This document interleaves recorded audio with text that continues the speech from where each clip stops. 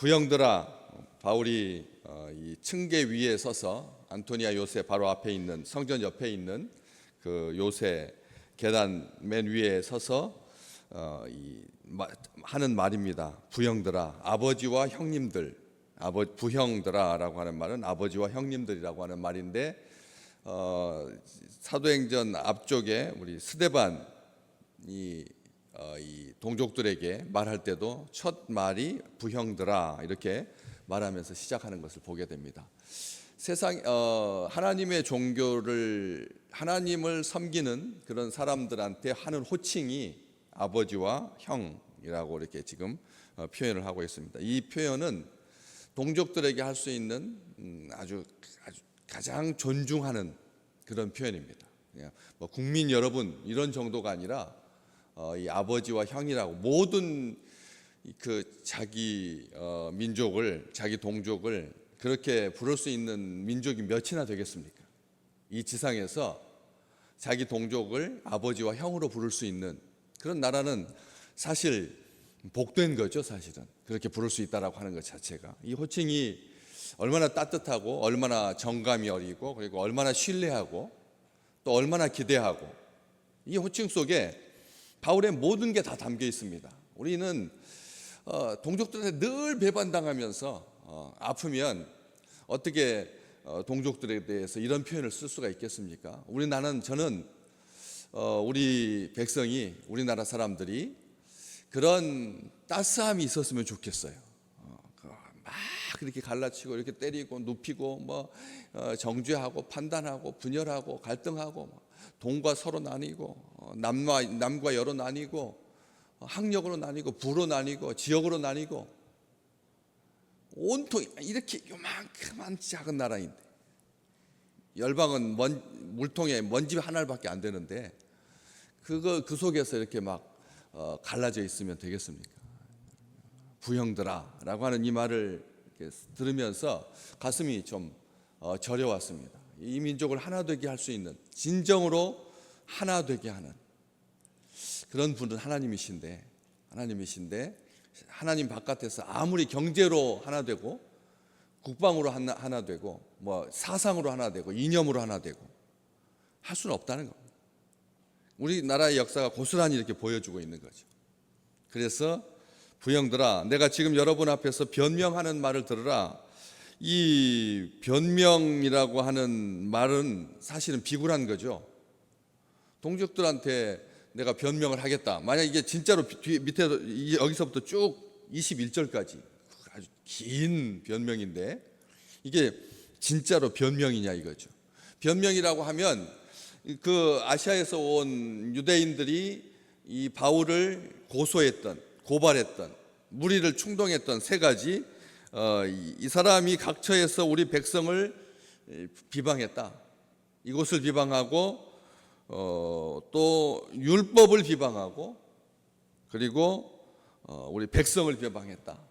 그것에 대한 변명이어야 되잖아요. 나는 동족을 비방한 적이 없다. 율법을 비방한 적 없다. 성전을 모독한 적 없다. 이 사람이 헬라 사람과 함께 성전에 들어갔다라고 하는 것이 가장 바울을 공격한 주된 이유라면 그것에 대해서 해명을 해야 되잖아요. 그런데 말은 바울이 변명이라고 했는데 하나도 그런 변명이 없습니다. 보시면 아시겠지만 나는 예수 믿고 변화되었다. 나는 너희들과 함께 한 형제다. 나는 배반한 적이 없다. 너희 한 형제다. 하나님께서 나를 구원해 주셨다. 내가 빛 가운데서 우리 주님을 만났다. 주님께서 나에게 이렇게 말씀하셨다. 바울을, 이게 변명이 아니라 고백이고 간증이거든요. 고백이고 간증인데 이 사도행전에만 3번 나옵니다. 9장, 22장, 앞으로 또 26장 뒤에 똑같은 말을 하나도 다르게 하지. 이 사람들 앞에서는 이렇게 말하고 저 사람들 앞에서는 저렇게 말하지 아니하고 또 3번 지나가면서 점점 커지지 아니야. 처음과 끝이 똑같습니다. 내가 빛 가운데서 주님을 뵀다. 나는 폭도였고 나는 교회의 회방자였다. 근데 우리 하나님이 나를 사랑하셔서 나를 이렇게 이방인의 사도로 세우셨다. 한 번도 변화되지 않고 한결같이 처음부터 끝까지 이렇게 3번 강조하고 있는 거죠. 한 번만 해도 되잖아요. 3번 했습니다. 바울이 자기 몸의 기저질환, 아픔 때문에 하나님 앞에 3번 간구했어요. 그런 것처럼 3번 했다라고 하는 말은 강조하는 겁니다. 강조하는 겁니다. 복음을 강조하고 예수 그리스도를 강조하고 진리를 강조하고 거짓에 현혹되지 마라. 그렇게 하는 건데 변명 아니잖아요. 변명 아니고 간증이고 증언이고 고백인데 이 간증이라고 하는 말이 무슨 뜻인 것 같습니까? 간증, 그러니까 뒤에 증언하다라고 하는 말은 증자는 알겠는데 앞에 간자가 방패 간자거든요. 놀랍죠? 이 한문을 하나님께서 처음에 이 중국 백성들에게 한 글자를 주실 때, 문자를 주실 때 이 복음을 담을 수 있도록 언어 자체에 이 복음적인 요소가 들어가 있다는 거죠. 이 간증, 방패를 증명하다. 자기를 증명해서 사람들로 하여금 공격을 막는다는 개념이지만 그 방패의 간자는 방패이신 하나님, 우리의 진정한 방패이신 하나님. 간증 속에 바울이 그런 하나님을 의지하고 하나님 앞에서 지금 예수 그리스도를 증언하고 있거든. 변명이 우리를 막아주는 게 아니라, 해명이 우리를 막아주는 것이 아니라, 설명이 우리를 막아주는 게 아니라는, 사람들 앞에서 일일이 나에 대해서 하는 말을 듣고 예민해져 가지고 사람들한테 하나하나 쫓아다니면서 설명하고 해명해서 자기가 방어를 받는 게 아니라는, 우리는 이걸 분명히 고백해야 됩니다. 여기 그래서 이 간증에서 증언이라고 하는 말이 가능한 거죠. 증명한 것이죠.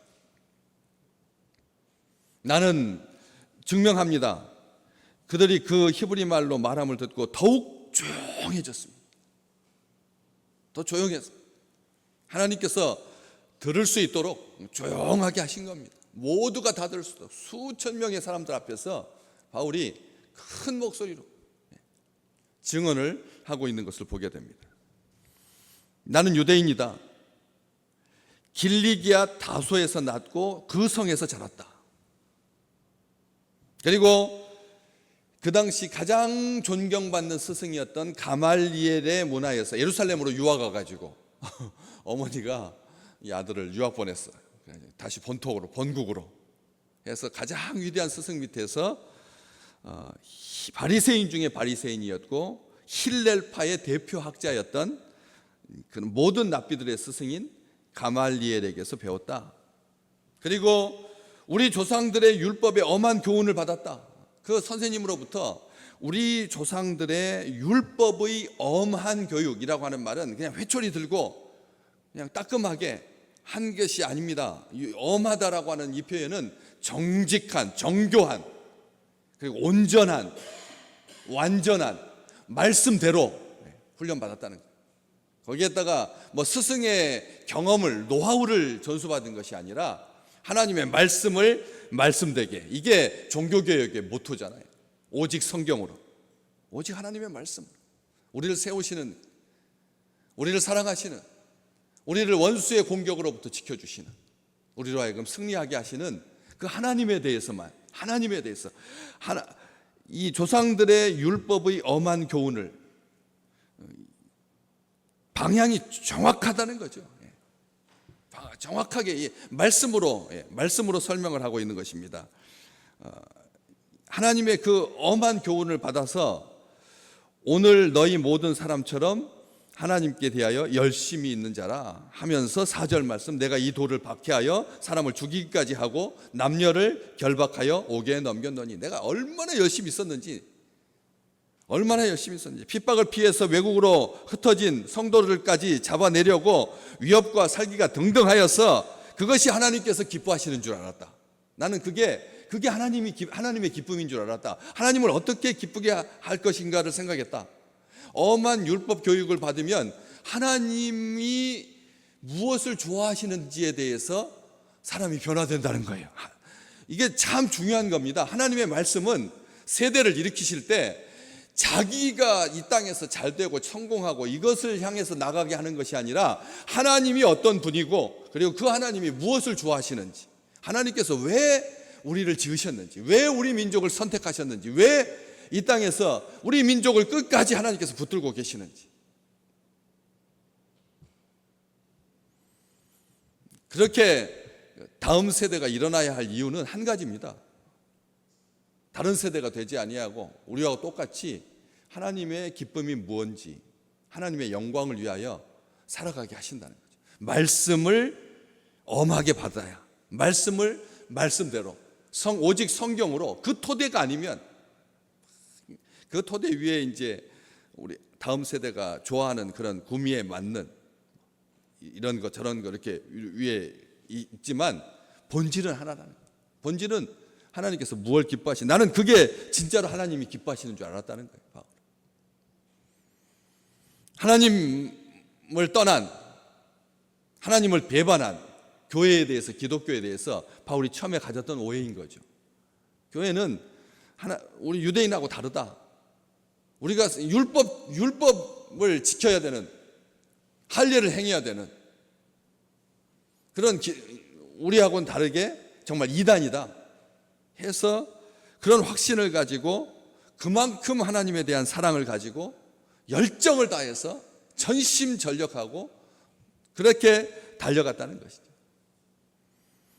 나중에 자기의 그런 열심을 바울은 빌립보 교회에다 편지하면서 아주 정확하게 우리가 잘 알고 있는 것처럼, 내가 태어난 지 8일 만에 할례를 받고, 그리고 이스라엘 족속이고 베냐민 지파이고 히브리인 중에 히브리인이고, 율법으로는 바리새인이고, 열심으로는 교회를 박해하고, 율법의 의로는 흠이 없었다. 바울은 정말 자기 자신에 대해서 한 점도 후회함이 없는 아주 정직한 그런 사람이에요. 하나님의 열심에 대해서 지금 설명을 하고 있는 것입니다. 방향만 잘못되었지 그의 열심을 따라갈 수 있는 바리새인, 그의 열심을 따라갈 수 있는 자기 형제들 가운데서, 부형 가운데서 그런 열심을 가진 특출한 사람인 거죠.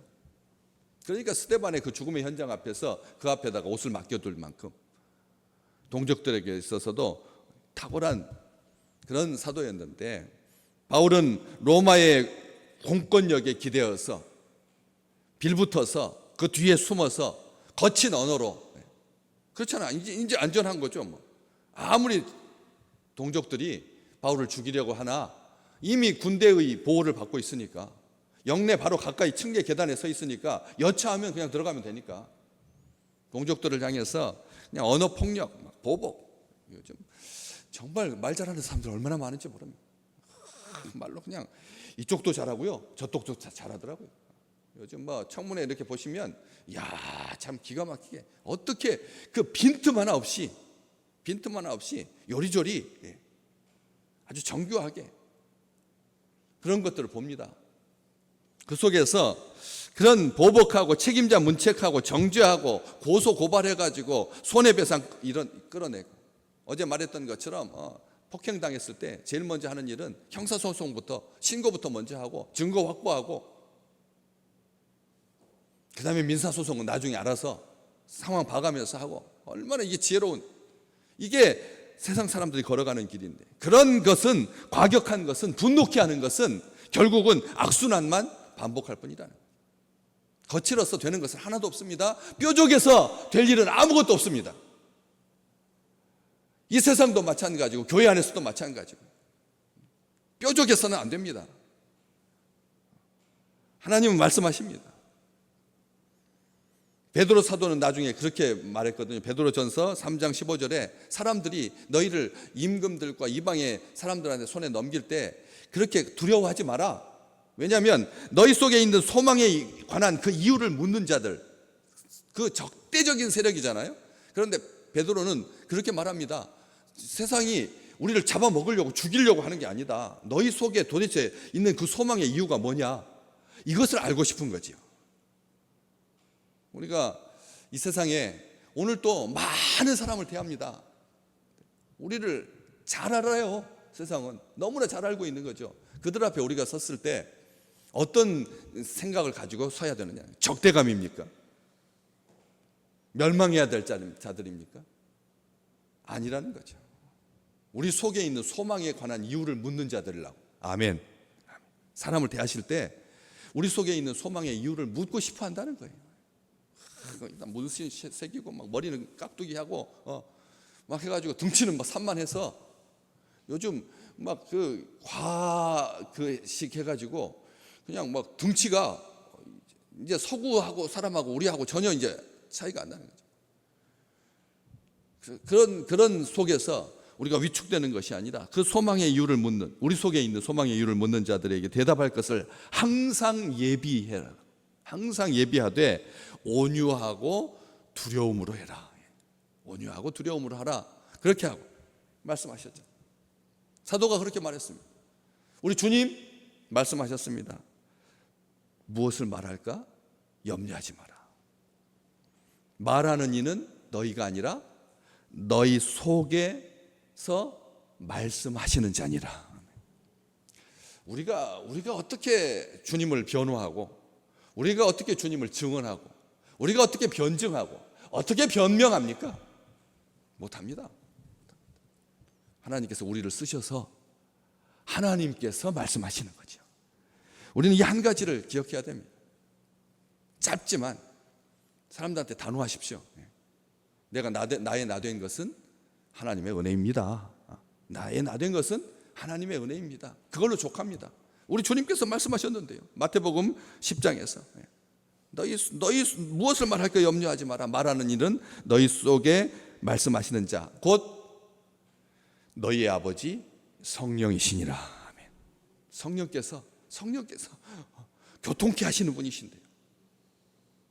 장애 없이, 담장 없이 가운데 막힌 담을 허시는 분은 우리 하나님이신데, 성령께서 말씀하셔서 나의 모든 것을 사용하시는, 오늘도 경험할 겁니다. 오늘도 그렇죠. 오늘도 경험할 겁니다. 오늘도 사람 대할 것입니다. 오늘도 일을 볼 겁니다. 그 속에서 이것이 다 하나님께서 쓰시는 도구가, 선한 도구가 된다라고 하는 것을 알면서 어떤 일을 만나든지 우리 주님만이 증언되는, 변명되는, 간증되는 참으로 귀한 날 되시기를 주의 이름으로 축복합니다.